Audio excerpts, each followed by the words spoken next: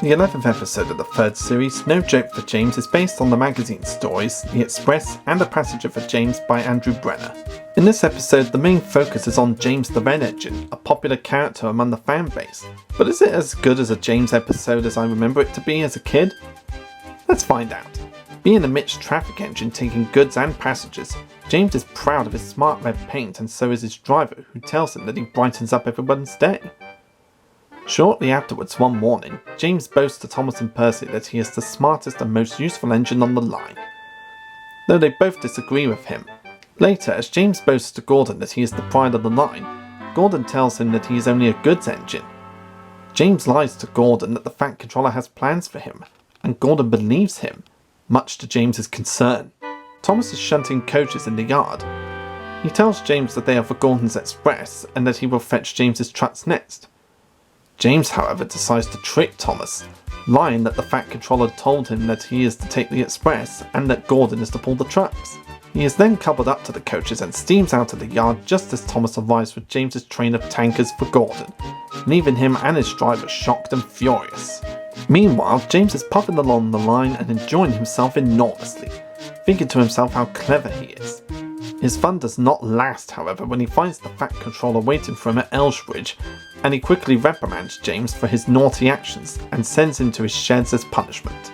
James ends up with Gordon and Henry teasing him by asking each other who will pull the Express now. The next day, James is let out at the shed and apologises to Thomas, who gives him his trucks. James then shunts in the harbour for the rest of the day as he pulls and pushes the trucks into place. As James and his crew prepare to head home, a gentleman arrives and tells the driver that he is to attend an important meeting with the Fat Controller. He must not be late for it and asks if he can ride in James, whose driver recognises the man as a railway inspector and agrees. When James arrives at Knackford, the railway inspector praises James. The Fat Controller agrees and tells James that he has once again proven himself to be a really useful engine. This is another big James episode that's really popular among the fans.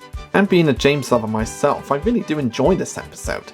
It expands on James's personality by making him a little bit of a fibber, because we all know how splendid and vain he can be from the TV series and the Railway series, but this episode adds a new layer to him where he'll often tell a little lie. The Fat Controller has plans for me. James was only making this up, but Gordon believed him. What plans? Asked Gordon. Wait and see. I'm taking the coaches. The Fat Controller asked me to tell you. What about the trucks? Give them to Gordon. I took the liberty of bullshitting you, okay? You lied to me. It wasn't lies, it was just bullshit. And it shows how his lies can later on come back to bite him up the arse. Some jokes are funny, but not this one, James.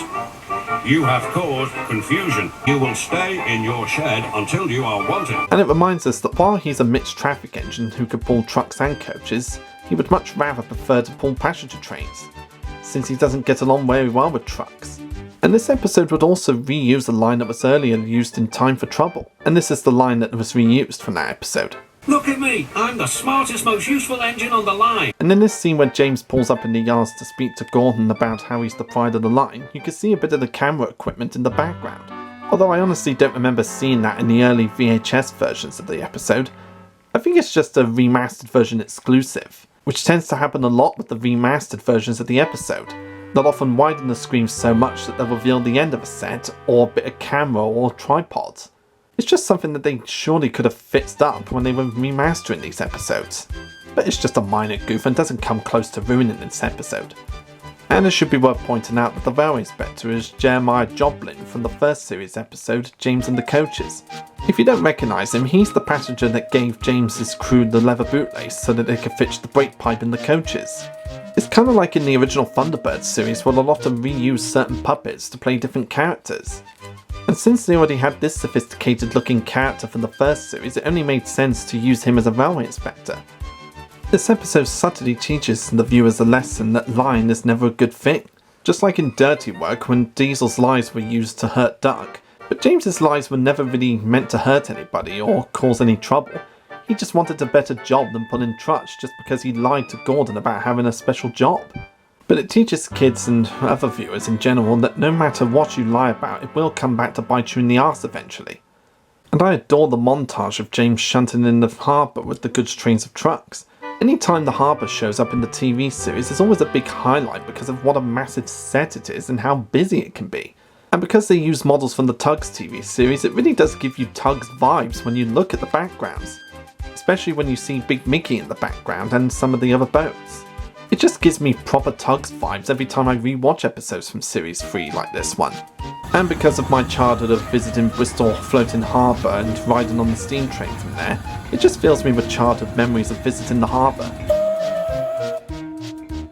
No Joke for James is one of my all-time favourite episodes from the third series and the TV series in general, and if you haven't watched this one in ages, it's definitely worth checking out.